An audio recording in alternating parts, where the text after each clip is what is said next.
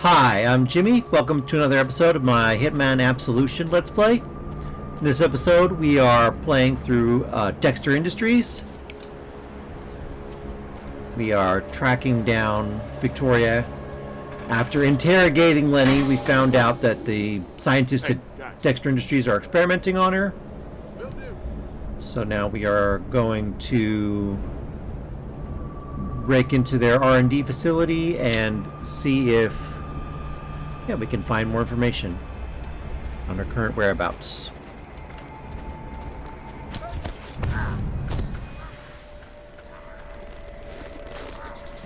So here, just knocking out this first guard and getting a disguise.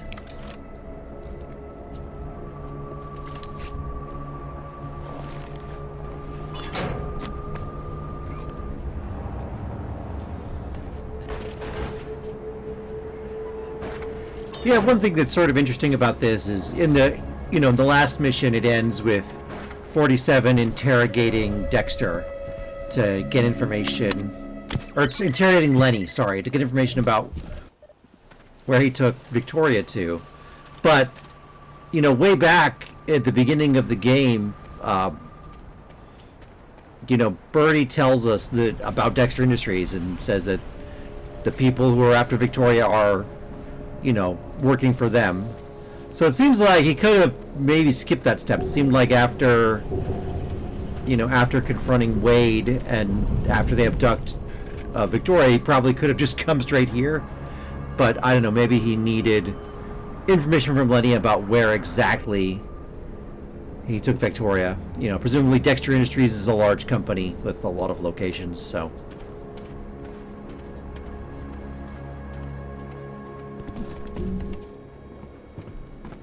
Just something I noticed on this playthrough that seems like we kind of learned something from Lenny that we already knew.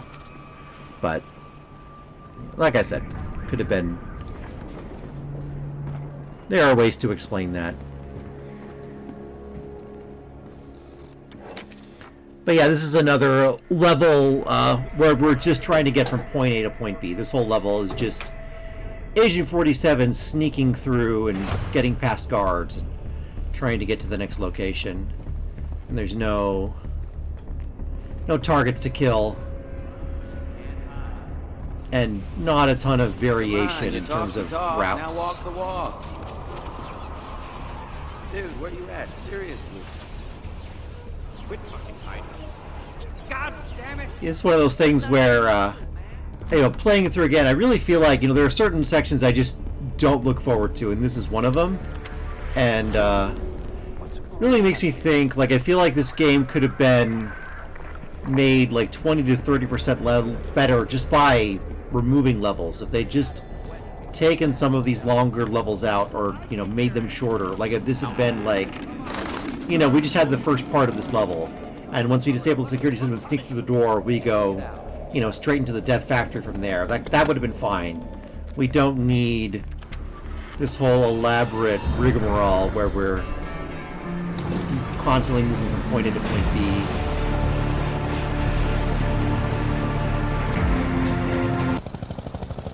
I mean, okay, some of these cinematics are nice, but dramatic moments, but I don't really know that it justifies having an entire long level just to have one cool shot where you come through a door and see...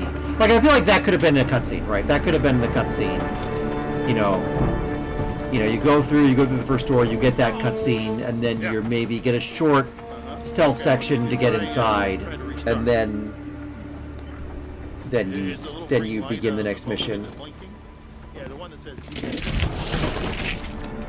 Now, the other thing too, it's cool. It's very cinematic the way this... these walkways are falling apart, but it's kind of kills suspension of disbelief.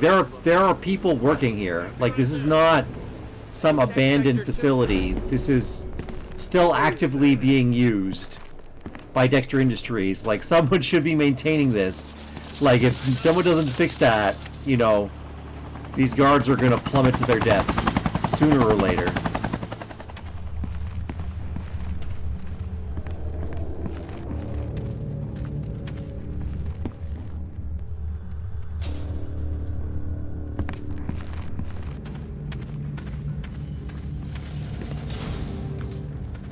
Yeah, almost managed to make it through the door before it closed, but luckily I swiped the key card earlier, so I'm able to make it through the door. I'm just pausing here to give those guards a second to get up ahead.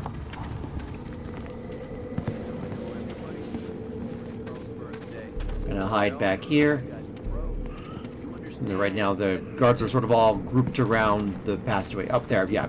I'm cutting out the waiting as I go. There was a bit of waiting for those guards to all split up and separate. Here I'm, you know, using up instinct to just get through this section. It's just easier to burn instinct.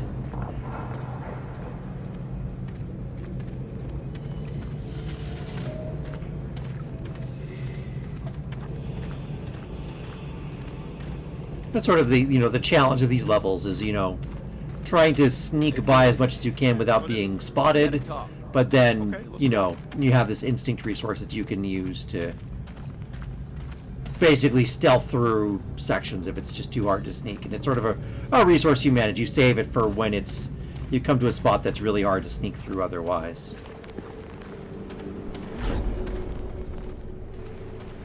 Or there where I was just a little sloppy and was close to getting spotted. I maybe didn't need to use it there, but I had some to spend, so I did. Hey, I'll have it after the fight. I got Here we need to turn on the generator. money in the bank. Who gave you credit? This is going to power the elevator down to the final section of this level.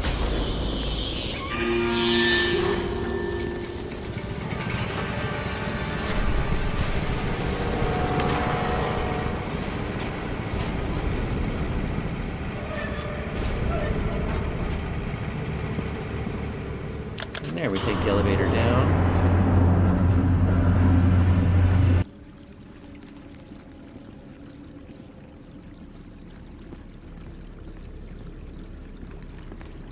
Yeah, the nice thing of this game though is I think one of the sort of disadvantages is they did front load, like a lot of these, you know, pure stealth point A to point B levels happen near the beginning.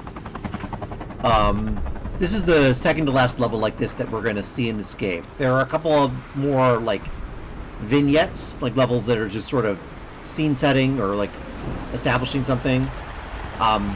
And we're going to get some more traditional Hitman levels with targets that you have to take out. But there's only one more level that's just pure, you know, navigating from getting from one place to another between now and the end of the game, and that's nice. It's nice to know that, you know, as you get further into the game, it's almost like the game gets better because you get more targets, you get more actual Hitman style gameplay, and you get less of this, less of this sort of, pure stealth experience that characterizes a lot of the game. But it does mean that, later in the game, whenever I hit one of these, it's like, oh, I have to play through this again.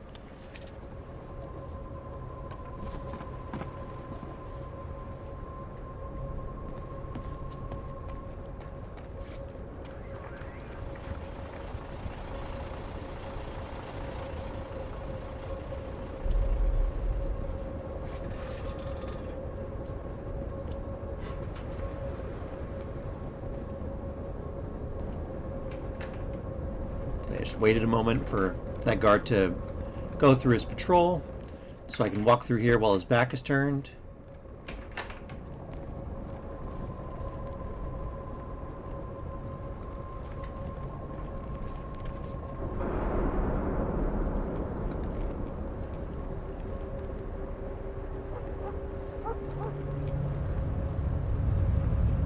And over here we see a fancy car and a man in a gray suit.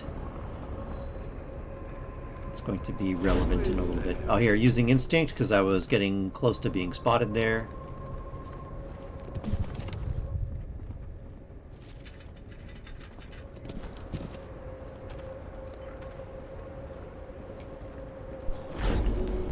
Yeah, use a little more instinct to sneak past that guard.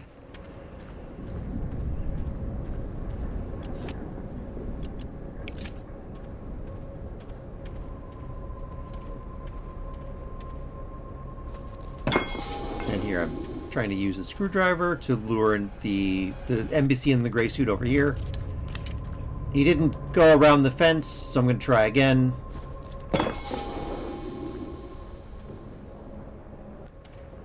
And again, it doesn't work. So I'm going to try one more time with the screwdriver. This time I hit it on the barrel instead of hitting it on the fence. The problem is he was investigating the sound, but he was investigating the other side of the fence. I need to come around this side so I can knock him out without being seen. Here, I'm going to choke him out. And yeah, this NPC has a unique disguise, so that's very powerful in Hitman Absolution. This is something I kind of wish there was more of. Like, we had to sneak through in either our suit or in this guard outfit through the whole level, and literally every NPC, or it seems like, you know, virtually every NPC, like this is maybe the only NPC that doesn't have this disguise. So like that last disguise I had, literally every NPC could see through it. So I had to use instinct to make it actually work. But here we have a disguise, and now we have free roam of the map. No one else has this disguise. We can walk in through the front door past these guards, and yeah, walk through the rest of the map, no problem. So seems like This is Alpha 5 checking in, all clear. it'd be nice. I don't know. It would feel more like a Hitman game if you could find more of these disguises, and maybe there are more of these disguises, and I just didn't find them in my sort of casual playthrough. I didn't, you know, look up guides or see what the best strategies were for these. So it's possible I missed some, but I feel like if there had been more of these kinds of options, it would have made the game more fun. Although, again, it would have trivialized a lot of these longer stealth sections, so I could see why they didn't do it. So here we have to wait. This guy talks on his phone for a few minutes. Yeah, there, I cut out the waiting. But yeah, eventually he turns around and leaves the elevator. And that elevator is going to be the end of the mission. So yeah, thanks for watching. I will see you in the next video. Goodbye.